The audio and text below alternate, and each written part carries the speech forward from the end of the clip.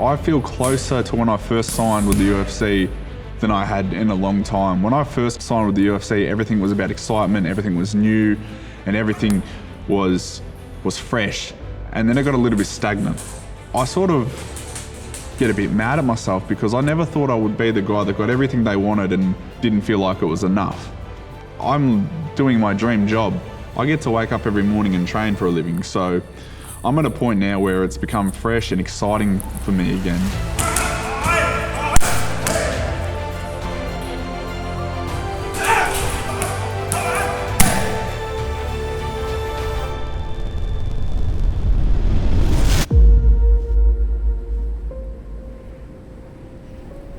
The last loss was a little bit weird for me. Obviously, it was a little bit controversial how it ended. I'm not going to sit here and take away anything from Anthony Smith. Anthony Smith did a fantastic job and did exactly what he was supposed to do. You know, it was really hard for me to come to terms with it because I felt like I had been robbed. I don't feel like the fight should have been stopped, and I still don't, but back then it was like the only thing that was burnt into my mind. I couldn't see anything else but the fact that I'd been robbed. I felt like I didn't get a fair opportunity to showcase what I'd worked on. Now we'll look back on it and I realised that a loss does not define me. Something my dad said to me the other day was something about his own demons and overcoming his own obstacles. Was just didn't try and sound motivational at all, didn't say it to be motivational, but he just said that he'd never laid down for anyone, for anything in his life. He's never stayed down. And you know, that's my hero saying that, so it sort of shook me to the core a little bit, and I wasn't going to stay down for anyone.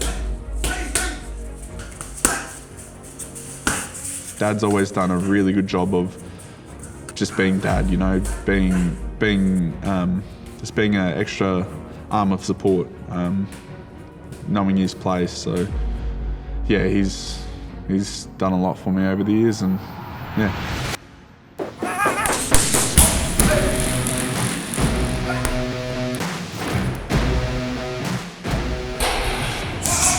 Basics in fights and what you build off and what you do that's fancy always comes through from a good base and a good fundamental skill set. So I'll be looking to win this fight with basics and throw a lot more than people realise that I'm capable of.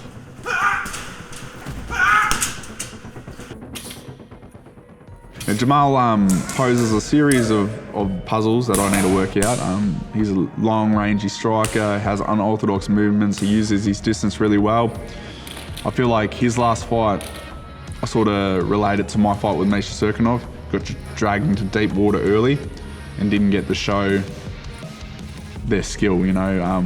When you're undefeated and you get thrown in the deep end, you either fight or flight, and me and Jamal are similar in a way where we just put our head down and started swinging. I feel like you can put me in there with anyone and I'm gonna give anyone a bad night. So there's things I need to worry about with Jamal, but at the same time I've just got to focus on what I've got to do and implement my game plan, and if I do that, I'll blow him out the water. For this fight, I feel like I'm mentally unbreakable. I feel like you could throw whoever you want. You could throw King Kong in that cage, I'm going to beat him. He's going to have to kill me to stop me, and I don't see him doing that. So let's go, Jamal.